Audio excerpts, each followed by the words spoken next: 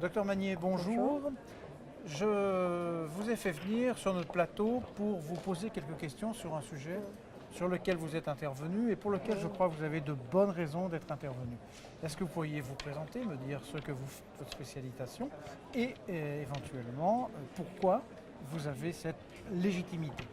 Alors, je suis Anne-Marie Magnier, je suis médecin généraliste depuis de nombreuses années et je suis aussi professeure de médecine générale à l'université Pierre et Marie Curie et je suis aussi membre depuis très longtemps de la Société de formation thérapeutique du généraliste qui est adhérente au collège. Et on a travaillé depuis toujours et depuis très longtemps sur le médicament et sur la prise en charge thérapeutique des patients et sur la place des médicaments dans la prise en charge des patients. Et là, j'ai été sollicitée parce que je suis coprésidente de la recommandation prise en charge du patient déprimé en médecine générale qui présente un épisode dépressif caractérisé. C'est une mise à jour en fait de la recommandation précédente. D'accord.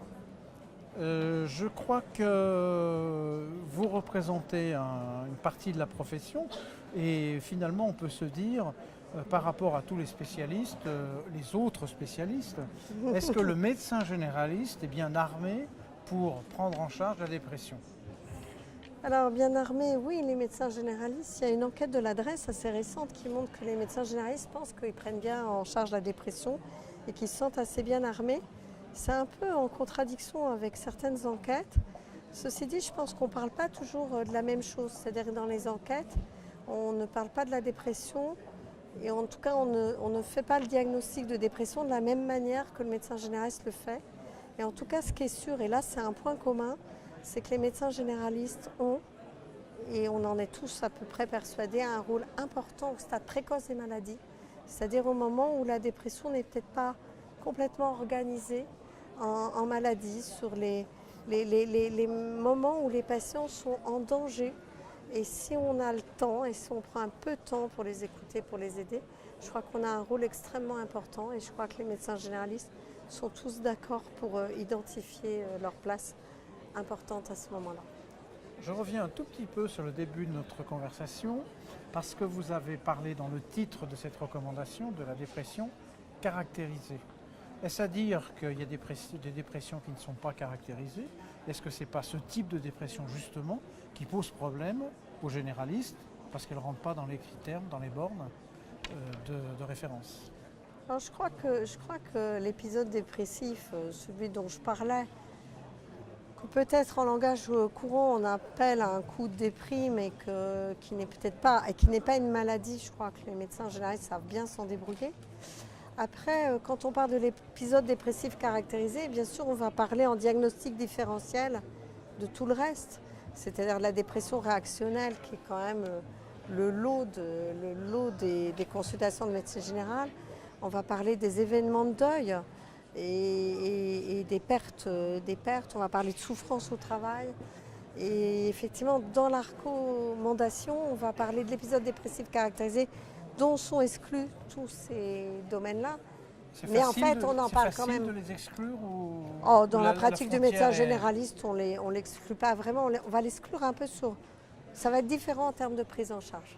C'est-à-dire une dépression réactionnelle ne va être pas pris en charge de la même manière qu'un épisode dépressif caractérisé, dont on sait qu'en cas de récidive ou de rechute, ça peut être l'ouverture à une maladie psychiatrique plus lourde. D'accord. Est-ce que le diagnostic clinique initial a beaucoup changé? Est-ce qu'on a des outils particuliers, des échelles qui servent pour ce diagnostic initial? Là, on voit là comme partout fleurir et se multiplier les échelles.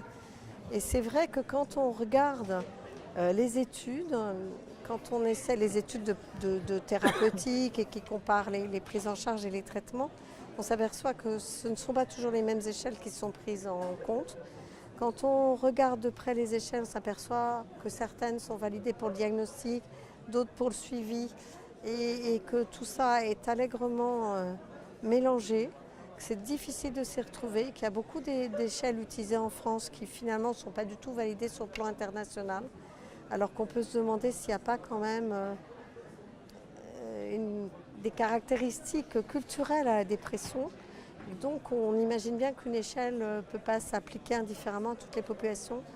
Et de toute façon, on en revient à dire que le diagnostic, il est clinique et il restera clinique. On ne peut pas faire le diagnostic de dépression en disant vous êtes au-dessus d'un certain seuil, vous êtes dépressif, vous êtes en dessous, vous n'êtes pas dépressif. C'est pas comme ça que ça se passe. On va utiliser quelquefois les échelles en consultation, on va utiliser des échelles d'autodiagnostic pour aider le patient à prendre conscience du fait qu'il est déprimé en fait. Mais le diagnostic repose pas sur n'importe quoi, il y a des critères diagnostiques. Il y a les critères diagnostiques de la CIM-10 ou du DSM-4, puis maintenant du DSM-5. Mais c'est sur des éléments cliniques. Et pour finir, est-ce qu'on peut parler un peu, parce que ça doit être très vaste, de la thérapeutique et de la place des réseaux dans la thérapeutique et du médecin oui. dans le réseau? Oui, bien sûr. Comme pour toute pathologie, on ne peut pas imaginer prendre en charge des patients aussi fragiles seuls. Donc bien sûr, il faut un réseau qui soit formel, informel. Ça va nous aider parce que notre carnet de correspondants nous permettra au mieux d'ailleurs de choisir en fonction des caractéristiques de notre patient le type de psychothérapie qui peut l'aider au mieux, le médecin qui pourra l'aider au mieux. On sait bien que plein de patients ne veulent pas aller consulter un psychiatre. Donc il va falloir que nous, on déploie, comme d'habitude, tous nos arguments pour aider le patient au mieux à traiter. C'est vrai que quand on connaît bien nos correspondants, on sait quel correspondant, avec la technique qu'il utilisera, aidera au mieux tel ou tel patient. Est-ce que, pour le dernier mot, le mot de la fin, est-ce que vous pourriez nous dire si ces recommandations vont bientôt être disponibles ou est-ce qu'il faut attendre encore un petit peu? Oui, à quel stade? il ne faut pas attendre très longtemps parce que là on est dans le circuit de relecture, donc c'est l'affaire de quelques mois. J'espère qu'elle apportera en tout cas quelques réponses et quelques pistes d'amélioration de prise en charge, en sachant bien que la clinique est infiniment plus complexe et que nos patients sont plus complexes que ceux qu'on trouve dans les études et qu'on aura là aussi, comme d'habitude, que des aides et des aides partielles, mais on avance petit à petit. Je pense que cette recommandation va permettre de faire un pas supplémentaire.